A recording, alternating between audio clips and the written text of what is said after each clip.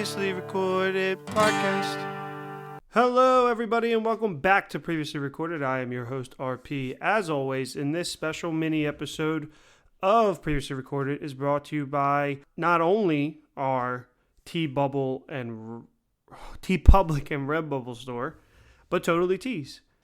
If you need a shirt and you don't have one, call Totally Tees. They'll get it done. It's better when everybody else is here. But before we dive into today's episode, going to get my recommendations out at the beginning of the episode, unlike I normally do. So there's 3 things you should be watching, and if you're not, I don't know why you're not. Ted Lasso Season 3 has just started. It's the final season. It's already off to a great start. I am loving it. Shrinking, another Apple TV show created by Bill Lawrence and Brett Goldstein from Ted Lasso, who plays Roy Kent and Jason Segel. It's great. I love it. It's everything. If you love Ted Lasso, there's aspects of it that carry over because it's the same, kind of the same voice. It's the same thought process, but different material. Not as optimistic and upbeat as Ted Lasso, but it's great. It's Bill Lawrence if you love Scrubs. He's the creator of Scrubs. He's also one of the creators of Ted Lasso and this and a bunch of other stuff. He's the best. That's on Apple TV. You should really be watching it. And I guess The Last of Us, if you haven't, if you lived under a rock and not have watched that, there's that. And I guess, or The Mandalorian, 2 things, that are huge.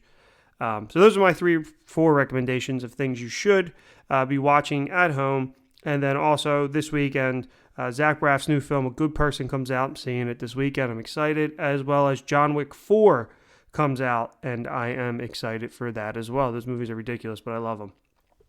Okay, so today's episode is just kind of a quick reminder that we are a podcast, that we're still here, but we're not able to do our normal March Madness, bracket of some sort. Things are just crazy. So I apologize, but I wanted to get a little episode out just to remind you that we are still a functioning podcast that is just once a month at the end of every month. And we will be taking the month of April off, but we're working on something exciting for you guys that I really think you're going to like. And if not, maybe it'll lead to something that you will like. But our May and June episodes are going to be, I hopefully, fun. So today's episode is just going to be a Marvel news and DC news, as well as a completely spoiler-free quick thoughts on Shazam! Fury of the Gods. So there's a lot that's been going on at Marvel Studios. We kind of talked about it a little bit briefly in the last episode where we discussed Ant-Man and the Wasp: Quantumania, but there's shakeups. Now, they could be good, they could not be good, but I don't think it's anything to panic about in terms of the delays. So they are pushing everything for this year with the TV shows. Secret Invasion was kind of, I think, already supposed to be on Disney Plus by now. It's getting pushed to June. Loki was supposed to be this summer, and I think they're moving that as well to, no, they definitely are moving it, but it's not going to be in the summer anymore. And it's probably going to be closer to like December. And then the other show, Echo, I think was supposed to be this summer, and that's getting pushed to 2024, as well as another project that I am blanking on. But there were supposed to be, I think, 5 projects that hit this year for Disney Plus for Marvel Studios, and I think we're only going to get 3 of them. And I know Ironheart's one that got pushed, which I was really looking forward to. Ironheart, that was supposed to show up in like November, but they're doing quality control, and so now they're pushing everything. And I think it's for the best. It allows more time for not only these projects to shine individually, as Kevin Feige said, but it also kind of helps with some of the superhero fatigue people have been talking about. People are getting sick of the superhero genre or just feeling overwhelmed by the superhero genre. I mean, I personally don't think so. I think it's just more, and people are just being more selective and not liking as much. I mean, Marvel Studios put out like 18 projects over the last 2 years, which is insane. But yeah, so that's just some delays for that. And as we already talked about with the Marvels getting pushed to November as well. And that's probably going to push everything else. But I think it's a good thing. I think more time, not only for projects to breathe, but more time for the visual effects artist to work on the project and not feel stressed, which that leads into the other big news. This is the big news for Marvel Studios is that Victoria Alonso has left the company. Now, for those of you who don't know, Victoria Alonso was promoted in 2020 to President of Physical and Post-Production, Visual Effects, and Animation. So for those of you who don't know who Victoria Alonso is, and is like, I've never heard this name before in my life, she's been with the company from the beginning. She worked on Iron Man. Kevin Feige called her up, and when they were getting ready to produce Iron Man and called her in as a producer.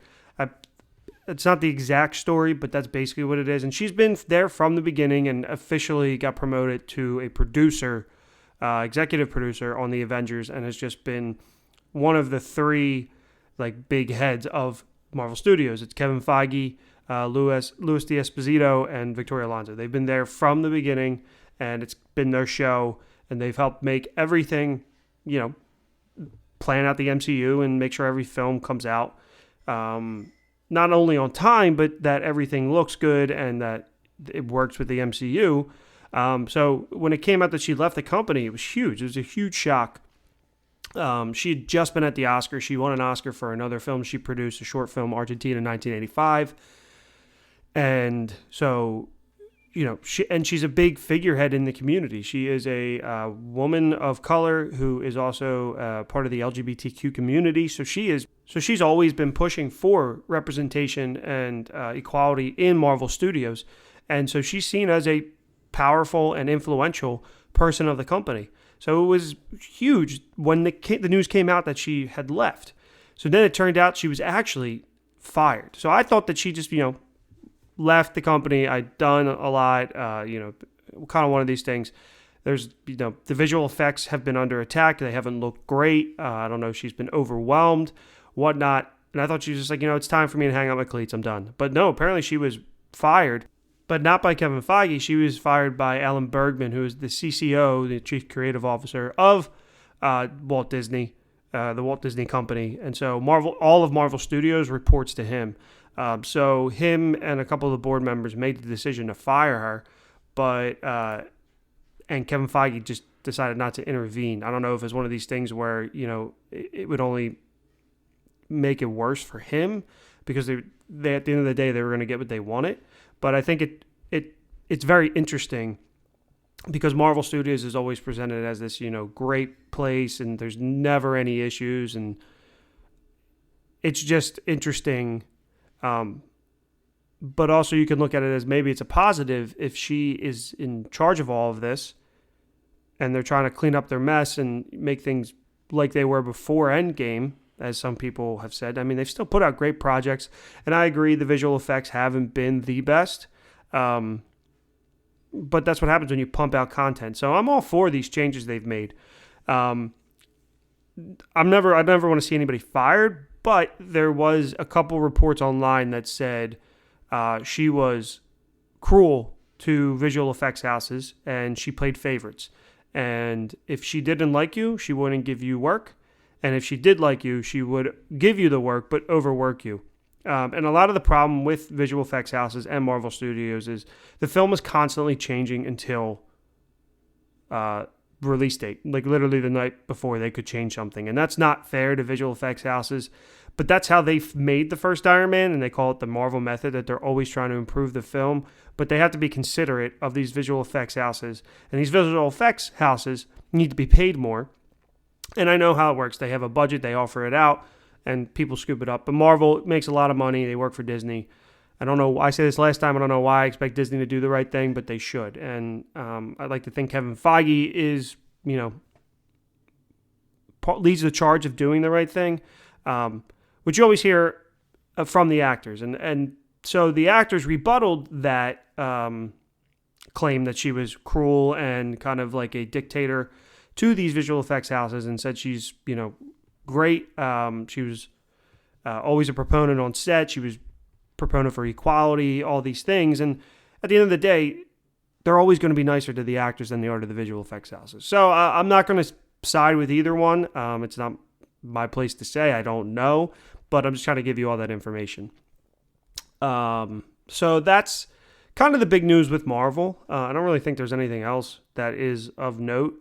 There's potentially a couple of specials, which we all loved from the ones they did with Werewolf by Night and the Guardians of the Galaxy holiday special. Like, that's what they should be doing on Disney Plus, not these shows. I think these shows don't get the attention they deserve, but also I don't think they're the best. Like, they're great, but they always have flaws in their story where they fall off. And I've liked basically everyone. My least favorite's Falcon and the Winter Soldier. My favorite will always be WandaVision. I think that was perfect. And even that finale, which was hurt by COVID, was still not the best for a lot of people. But it is what it is. They still got things coming, like Vision Quest and whatnot, new stuff. So we'll see. But that about does it for the Marvel news today. Just, that's huge. Victoria Alonso getting fired. And hopefully, maybe it will... with her being in charge of the post-production and everything, hopefully whoever fills her role, they actually give it to more than one person, and we see some improvements. They need it. And I just want the MCU to go back to being how it was revered, when Spider-Man No Way Home came out, which people forget, and they just still think that Endgame's the best movie they put out. But they put out freaking Far From Home, No Way Home, Shang-Chi. I understand people didn't love Eternals, didn't love Black Widow, but I personally really liked Wakanda Forever and Doctor Strange in the Multiverse of Madness, but I know it's not what people want. But Shang-Chi and Spider-Man, people just forget. Anyway, that's the Marvel news. Now to DC. So the big news over the weekend was Shazam! Fear the Gods released. Didn't get great reviews, didn't make any money. It opened up to about 30, I think they said 45% less than the original's opening weekend, which that's a huge deal. For a sequel, they usually expect you to open at the same, or if not more, because you have more time to familiarize with the character. It's a known character. And the first movie is great. I love the first movie. But I don't think you can blame people for going to the theater to see this. One, March is surprisingly jam-packed. We had Shazam. Then there was Creed 3 came out before, and then, we have John Wick, and we have Dungeons & Dragons, which I've heard great things about coming out. There's smaller films, and then we have Mario in the beginning of April, and then it kind of starts the cascading effect for the rest of the summer with, Fast and Furious at the end of April. So it really has been just like a jam-packed, I joked to Audrey, I feel like I'm going to the movies every week, which I don't hate, but... there's that thing. People are picking and choosing what they want. I don't think the advertising was great for this. The second trailer I thought stunk. But the movie overall was good. And I'll get to that. I think it was good, not great. But you can't blame people. One, when it's jam-packed, we're not in the best financial situation right now as a whole. But then also, people, it's kind of leading to nowhere. People are really unsure where Shazam's going to go. I think if it did well, we would see Shazam stick around. But people are unsure. James Gunn's coming in. This movie was made and created by people that, before the James Gunn regime. But Peter Safran, who is the producer on this film, is the other co-head of the new DC Studios. So I can't blame people because they're like, all right, well, if they're resetting the universe, will this movie even matter? Like, am I going to go pay money to see something with two end credit scenes that could potentially lead to something that don't? And I think that's the major overarching theme is people are like, why am I going to go spend my money if I know this is going nowhere? People felt the same way about Black Adam. And there's also the Black Adam effect. People didn't love Black Adam. It's a fine movie. It's stuck in the 2000s, personally. That's how I think it's an early 2000s superhero movie. The superhero genre has just gotten so much better since then. It has some things that work, but the coolest part of Black Adam was the Justice Society and not Black Adam, and that's also an issue. But I don't know if that's it because they share a universe. I mean, Black Adam is Shazam's villain. They're similar, lightning bolts. So people are like, well, I didn't like Black Adam. I'm not going to go see Shazam 2. But I really do just think overall, one, not poorly marketed. This is a family fun movie. And there's a couple of things, sure, but I just don't think it was marketed correctly. And I do think that stuff with, Black Adam not being great, but the Batman was great. So the DC brand should still be in good hands and people are excited for the Flash, but I really do think it's the overarching thing of I don't know where this is going. I'm not going to go pay $15 a ticket to take my family or go myself or whatever to the movies when I don't know if it's going to pay off, and I'll just wait till it hits HBO Max in 3 months. Because I think that's we're going to see so many people watch it when it hits HBO Max. So there's also drama behind the scenes of this movie. So Shazam was actually supposed to appear in the end credit scenes for Black Adam with the Justice Society of America. However, The Rock shut it down. The Rock didn't want it happening. He didn't want anything to do. All these rumors pointed to he wanted nothing to do with the Shazam franchise. He wanted to be seen as the guy. He wanted to be seen as equivalent to Superman and disassociate with the character that created his character. Like, Black Adam comes from the Shazam world. It's insane. So the Justice Society was supposed to show up in either Black Adam or in the end credits for Shazam. I don't remember it's conflicting stories. And because at the end of Black Adam, Superman shows up, and I think it was supposed to be Shazam. And at the end of Shazam, the Justice Society was supposed to show up, but The Rock shut that down. He really wanted to rebuild the DCEU around him and Superman, and that just kind of blew up in his face. But we did have it confirmed from Zachary Levi that Shazam was supposed to show up, and The Rock shut it down. He prevented the Justice Society from appearing in the end credits of Shazam: Fury of the Gods, which were replaced by people from the Peacemaker team, which James Gunn confirmed he had nothing to do with, because I thought I saw that end credit scene. I don't think this is a spoiler, because I don't think it's going anywhere. But, yeah. So that's very interesting drama, and there's a lot of beef online now between people hating The Rock and people, loving The Rock for shutting it down, people loving Zachary Levi for calling him out, people like, why are you creating drama? Back and forth, back and forth, back and forth. So as all the DC Universe stuff, there's always more drama behind the scenes than in the actual freaking movies.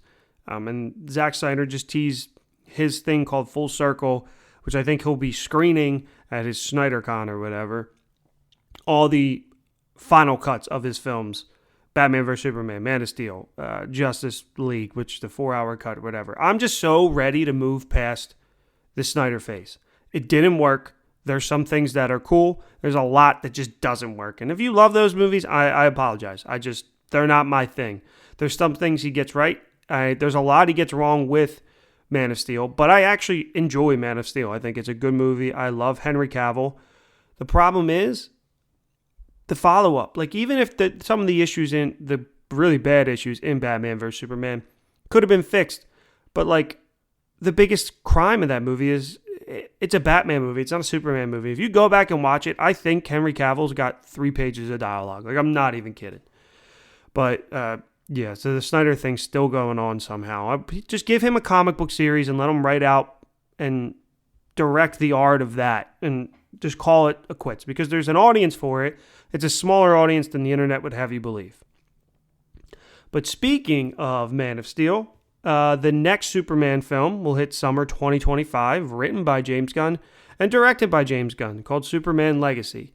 Now, I brought up to frequent guest of the show, Marvel, that it's an interesting role that James Gunn's in. So he is the creative officer of DC Studios. Like, he will be behind the phases, and that's his thing. He's the Kevin Feige of DC. So it's interesting to see him hire himself. It's just, I love James Gunn. I think he's a great director. I think he really knows how to do a comic book movie. I love the Suicide Squad. I think it's one of the best DC movies that they have. I just think it's interesting as your own boss to hire yourself. And this is obviously the test. We've seen what he can do with Suicide Squad. The box office wasn't there, but the fan reviews and the critic reviews are all there, and I love it personally. So, and obviously, Guardians of the Galaxy, my favorite movie of all time. The Guardian stuff is great. He knows how to do it. He knows a character, and he came out and said when he took the Suicide Squad job, he was given Suicide Squad or Superman, and he didn't feel a connection to Superman.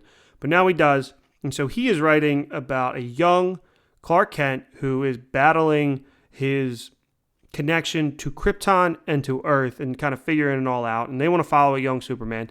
And this is going to launch the universe. This is what DC will be about. They're going to build up Superman. They're going to have a new Batman, as everything that was planned in that little release of James Gunn did of, the first phase is Gods and Monsters. So he's directing it. It's just an interesting line. If this doesn't work out, if this movie's not good, do you have to add another person who can, maybe challenge James Gunn for directing? However, I don't think it's going to be the issue. I think maybe even if it doesn't make a ton of money, I know people are going to like it because James Gunn just knows what he's doing, especially when it's his own stuff. It needs to be lighthearted, but not goofy. Like Guardians 1 is lighthearted and funny. Guardians 2 is a little goofy. And I think people will be furious if Superman is that goofy. But that's exciting stuff to look forward to. And obviously Ben Affleck, there's news about Ben Affleck who said, James Gunn's a great guy, but I'm not going to be directing for them.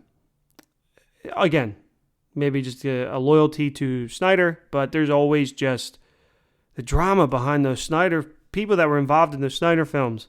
So we'll see what happens, but that's the big stuff for DC. I'm sure there's more news out there, but that's kind of the highlights, the big stuff. And I just wanted to cover some of that. You can look more into the Shazam drama if you want. There's new things coming up every day. But I liked Shazam. And now I'm going to get into a completely spoiler-free review of Shazam, Fury of the Gods. All right, so Shazam, Fury of the Gods, follow-up to the 2019 Shazam, which was great. Shazam surprised everybody with being lighthearted in a very dark DC universe and still connected, referenced everything, so it was a part of the universe. No matter what anybody tells you, because the vibe of it makes you think not, and it was directed by a horror director, David Sandberg, I think his name is, and everybody's back. Everybody's back who worked on the first one. I like this film. I think it's good. I don't think it's great. I don't think it has the magic of the first one. But if you like the first one, it has everything that you like. Now, some people that I actually really respect on their podcast or Twitter hated this film. They thought it was total trash. I don't. I don't think this is trash. I think this is a good, lighthearted superhero film that's good for families, good for fans of DC, fans of just a superhero. It's kind of like a popcorn movie, but it is flawed. It is heavily flawed. There's some goofy, stupid stuff, and not enough Billy Batson. Too much Shazam, Zachary Levi, not enough Billy Batson. My biggest complaint is that, which follows up with my next complaint that Shazam's a doofus in this. Like, he's been at it for a few years at this point, gets the superhero thing, but still always just seems so dumb. And like, there's a difference between being dumb and being a kid who's trying to think things through and figure it out and relies, on the rest of the Shazamily, I think is maybe the better preferred term. But that was my biggest takeaway. I was like, he's just so dumb, like everything. And then obviously, I think it's Eddie is the kid with the crutch, is loving it because, now he's a superhero. He loved superhero in the first one. And it was a lot of him.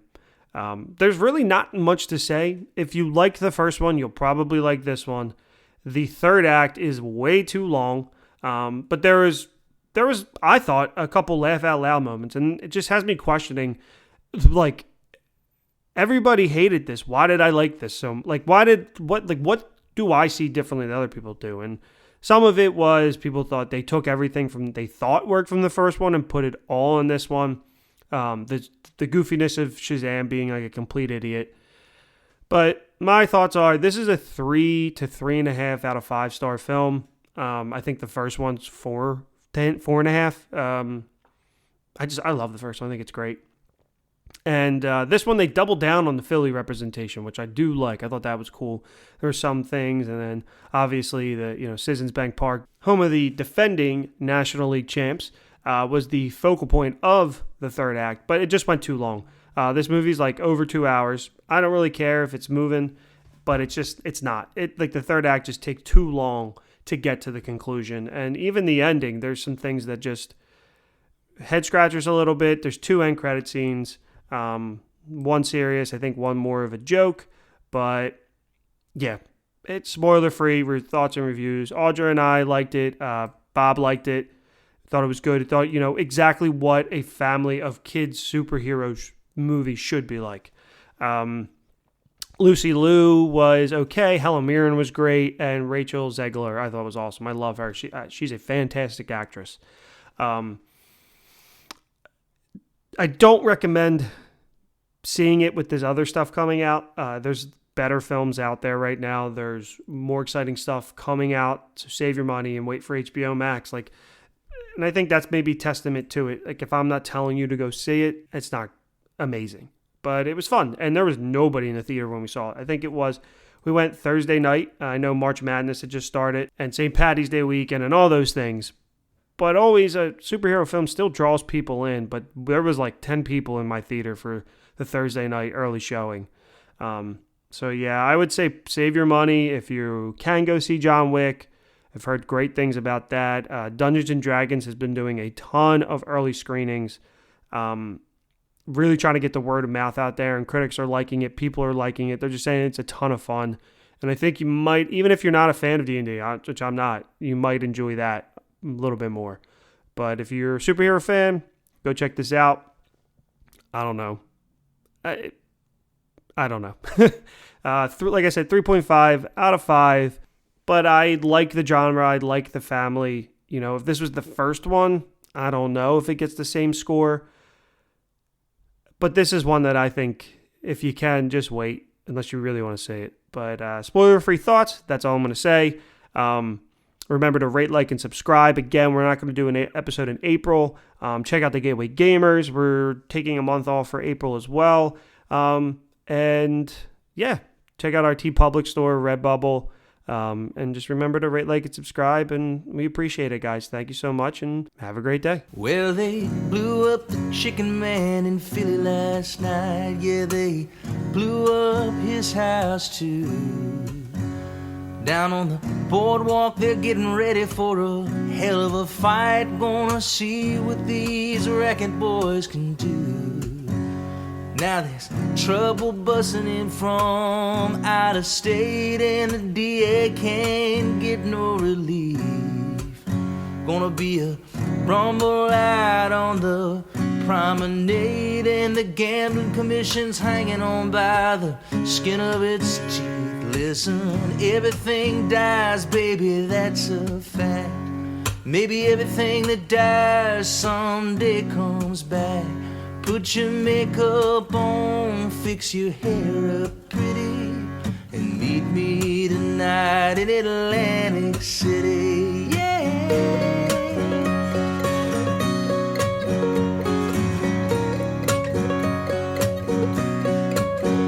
So I got me a job, tried to put my money away, but I got debts that no honest man could ever pay. So I pulled all I had from the Central Trust, and I got us 2 tickets on that Coastal City bus. Listen, everything dies, baby, that's a fact. Maybe everything that dies someday comes back. Put your makeup on, fix your hair up pretty, and meet me tonight in Atlantic City.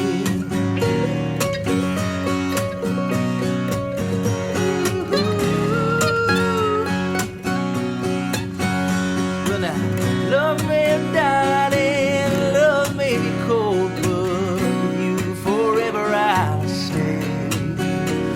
We're going out where the sands are turning into gold, so put on your stockings, babe, the night's getting cold, and everything dies, baby, that's a fact. Maybe everything that dies someday comes back.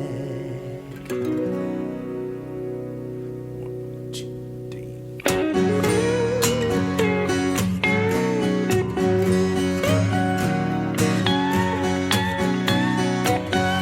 I've been looking for a job, but they're hard to find out here. It's just winners and losers, and don't get caught on the wrong side of that line. I'm tired of living on the losing end. So last night I met this guy, and I'm gonna do a little favor for him. Now everything dies, that's a fact. Baby, everything that dies someday comes back. Put your makeup on, fix your hair up pretty. Meet me the night at Atlantic City.